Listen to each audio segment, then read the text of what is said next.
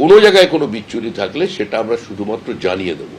পশ্চিমবঙ্গে একটা সময় এসছে যখন এই রাজনৈতিক সমাজকে শেষ করতে হবে। দল, প্রশাসন, গুন্ডা, দুষ্কৃতী সব মিলিয়ে মিশিয়ে দিলে চলবে না। সরকার এবং দলের মধ্যে একটা বিভাজন রেখা থাকবে। পশ্চিমবঙ্গ রাজ্য সরকার তৈরি হয়েছে, বিজেপি সরকার তৈরি হয়নি। দাদা, দক্ষিণ 24 পরগনার বিষ্ণুপুরে তৃণমূল বিধায়ক, তার বাড়িতে তল্লাশি চলছে না, সেখানে বুলডোজারটা আপনি কিছু বললেন না? ঠিক আছে দাদা, না, বুলডোজারের রাজনীতি তো তৃণমূলের রাজনীতি। জেসিবি মেশিনের গল্প ভুলে গেলেন? বিজেপির নেতার গাড়ি ভাঙচুর, বিজেপি নেতাকে রাস্তায় ফেলে লাথি, ঘুষি, চড়, তারপরে দাঁড়িয়ে ওই ওদের কে একটা বোম্মাদে যে আছে একটা কে, হ্যাঁ কি নাম যেন, ও আবার একটা সময় যাকে হারমাত বলে ডাকতো তৃণমূল কংগ্রেস, কি বিবৃতি দিয়েছিল, গাড়ি ভেঙেছি, হাত পা ভেঙেছি, এবার মাথা গুঁড়িয়ে দেব। মুখ্যমন্ত্রী কোনো বিবৃতি দিয়েছিলেন? বিজেপি ক্ষমতায় এসছে বলেই এরা এখনো জীবিত আছেন। কিন্তু প্রয়োজনে আমাদের কর্মীরা অন্য ভাষাটা জানে। রাজ্যে কোথাও কোনো খুন হয়নি প্রতিহিংসার কারণে। যা হয়েছে, তৃণমূল কংগ্রেস বিজেপি তিনজনকে খুন করেছে, আর বাদ বাকি তৃণমূলকে মেরেছে। উত্তরবঙ্গের একজন কর্মীর বাড়ি ঘিরে ফেলেছিল, বিধায়কের বাড়ি ঘেরা ছিল, স্বতঃস্ফূর্ত জনরোষ, লিঞ্চিং এ শেষ হয়ে যেত। আমরা দায়িত্ব নিয়ে তাদের সেখান থেকে সরিয়ে দিয়েছি, কারণ এই রাজনীতির আমরা শেষ দেখতে চাই। দাদা, আপনি আইন শৃঙ্খলার কথা বলছেন, কোথাও কি মনে হয় যে বাংলার আইন শৃঙ্খলা পরিস্থিতি উন্নতি হবে যদি ইউনিফর্ম সিভিল কোড লাগু হয়? এক্ষেত্রে আপনাদের অবস্থান কি, এবং বাংলায় কি অনতিবিলম্বে ইউসিসি চালু করতে হবে? সরকার ঠিক করবে কবে ইউসিসি চালু হবে। পার্টির ঘোষিত অবস্থানের কথা আমি বলেছি। আমরা তো কোনো লুকিয়ে কাজ করি না, কোনো হিডেন এজেন্ডা নেই। আমরা বলেছিলাম যে নারী সত্তা বিরোধী, সাম্য বিরোধী 3 তালাক বাতিল হওয়ার প্রয়োজন আছে, আমরা করে দেখিয়েছি। আমরা বলেছিলাম 370 ধারার বাতিল চাই, আমরা করেছি। আমরা বলেছিলাম যে ভারতের অস্মিতার স্বার্থে, আত্মমর্যাদার স্বার্থে বিদেশির আক্রমণের চিহ্ন মুছে দিয়ে অযোধ্যায় আমরা রাম মন্দির করব, আমরা করেছি। আমরা বলেছি ইউসিসি আমাদের ঘোষিত অবস্থান, তা আমাদের সরকার ক্ষমতায় এসেছে, করবে। আজকে জনজাতি, আদিবাসী, তাদের রক্ষা করার দায়িত্ব, তাদের সংখ্যা কমছে, অনেক ভালনারেবল কমিউনিটি আছেন, তাদের জন্য প্রধানমন্ত্রী বিশেষ প্রকল্প নিয়ে এসেছিলেন, পিএম জনমন, এবং রাষ্ট্রপতির অনুরোধ করেছিলেন, তাকে পর্যন্ত পশ্চিমবঙ্গে কার্যকর করতে দেওয়া হয়নি।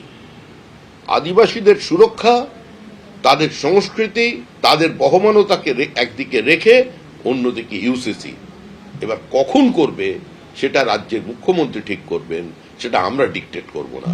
কারণ আবার বলছি, শুভেন্দু অধিকারী পশ্চিমবঙ্গ রাজ্য সরকারের মুখ্যমন্ত্রী। দাদা, কি আপনি যেটা বলছিলেন, ডেমোগ্রাফিক প্রোফাইলও চেঞ্জ হচ্ছে পশ্চিমবঙ্গের বিভিন্ন জেলাগুলোতে, ডেমোগ্রাফি চেঞ্জ হচ্ছে, একটা সম্প্রদায়ের মানুষ বাড়ছে, সেটাও কি ইউসিসি লক্ষ্য থাকবে? ইউসিসি করার কি এটাও একটা লক্ষ্য, টার্গেট? ইউসিসি করার দাবিটা শুধু বিজেপির নয়, পশ্চিমবঙ্গের মানুষ চায়। বলেছিলেন এসআইআর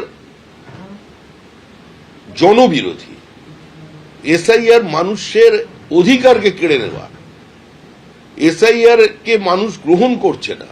কিন্তু মানুষ যে এসআইআর এর পক্ষে ছিলেন নির্বাচনে, তো সেটাই মানুষ তাদের ম্যান্ডেট দিয়ে জানিয়ে দিলেন। দাদা, সোমবার থেকে রাজ্যের সমস্ত স্কুলে জনগণমন বন্দে মাতরম বাধ্যতামূলক করা হয়েছে। বন্দে মাতরম নিয়ে দীর্ঘ বিতর্ক আমরা দেখেছি। আরেকটা বিষয় বিতর্ক আছে, পশ্চিমবঙ্গ দিবস, নতুন সরকার আপনাদের। কোথাও কোনো বিতর্ক নেই। ভারতের অস্মিতা, ভারতবর্ষের আধ্যাত্মবাদ, ভারতবর্ষের সাংস্কৃতিক জাতীয়তাবাদ, ভারতবর্ষের গৌরবশালী অতীতের যিনি পুনর্জাগরণ ঘটিয়েছিলেন তিনি ঋষি বঙ্কিমচন্দ্র। তার উপন্যাস আনন্দমঠ, তার দেয়া বন্দে মাতরম সারা ভারতবর্ষের মানুষের হৃদয়ে কার্যত একটা অন্য ধরনের রক্তনাচন শুরু করে দিয়েছিল। শুধু সেই বন্দে মাতরম যে উচ্চারণ করে ফাঁসির দড়িকে মানুষ স্বেচ্ছায় গলায় পড়ে নিয়েছিল, যে বন্দে মাতরম বলে দিনের পর দিন ব্রিটিশ পুলিশের সামনে দাঁড়িয়ে তারা গুলিবিদ্ধ হয়েছিলেন, আত্মবলিদান দিয়েছিলেন। আজকে তো 150 বছর পূর্তিতে আজকে এই সিদ্ধান্তকে আমরা দলের পক্ষ থেকে স্বাগত জানাচ্ছি। আর এগুলো সমস্তই ঘোষিত অবস্থান, এগুলো হবে। অতীতে কি হয়েছিল সেটাও মানুষ শুনবেন, আর এই প্রজন্মও জানবেন যে ইতিহাসটা তাদের ভুলিয়ে দেওয়া হয়েছিল। ডিস্টর্টেড ইন্ডিয়ান হিস্ট্রি ভারতবর্ষের একটা বড় সমস্যা। এই সমস্যার বাইরে আজকে গোটা ভারতবর্ষকেই নিয়ে আসতে হবে, দেশকে নিয়ে আসতে হবে। এটা মনে রাখবেন, আমরা শুধু রাজ্যের বা দেশের সিলেবাসের কথা ভাবছি না, ক্যারিকুলামের কথা ভাবছি না, আমরা গোটা পৃথিবীর সিলেবাসকে বদল করবার কথা। এটাই আমাদের এজেন্ডা এবং সেই লক্ষ্যে আমরা কাজ করছি। পশ্চিমবঙ্গ দিবস কি বদল হবে? তৃণমূল সরকার পশ্চিমবঙ্গ দিবস পয়লা বৈশাখ ঘোষণা করেছিলেন, আপনারা বলছেন কি জোর করে করা হবে। কার ইচ্ছা কে করে দিলেন? পয়লা বৈশাখ কোথা থেকে এলো? পশ্চিমবঙ্গের জন্ম কবে হয়েছে? 1947 সালের 20 জুন। শ্যামাপ্রসাদ মুখার্জি, মেঘনাথ শাহ, নামগুলো সব ভুলে গেছে মানুষ। রানী জ্যোতির্ময়ী, শিবেন্দু শেখর রায়, কংগ্রেসের সমস্ত হিন্দু বিধায়ক, এমনকি কমিউনিস্ট পার্টির জ্যোতি বসু, রতনলাল ব্রহ্মণ, তারা সেপারেট হিন্দু বাঙালির হোমল্যান্ডের জন্য প্রস্তাবের পক্ষে ভোট দিয়েছিলেন। জন্ম হয়েছিল সেদিন পশ্চিমবঙ্গের, সেটাই পশ্চিমবঙ্গের জন্মদিন। যারা এটাকে বিকৃত করতে চাইছিলেন, যারা এটাকে বয়কট করার কথা বলছিলেন, মানুষ আজকে তাদের বয়কট করে দিয়েছে। মানুষ আজকে তাদের বাড়িতে গিয়ে ডিজে বাজিয়ে দিয়েছে। দাদা, পূর্ণাঙ্গ মন্ত্রিসভা এবার 20 জুনটা পালিত হবে? অবশ্যই হবে, প্রতিবারই আমরা করি, দল হিসেবে করি, এবার সরকার করবে।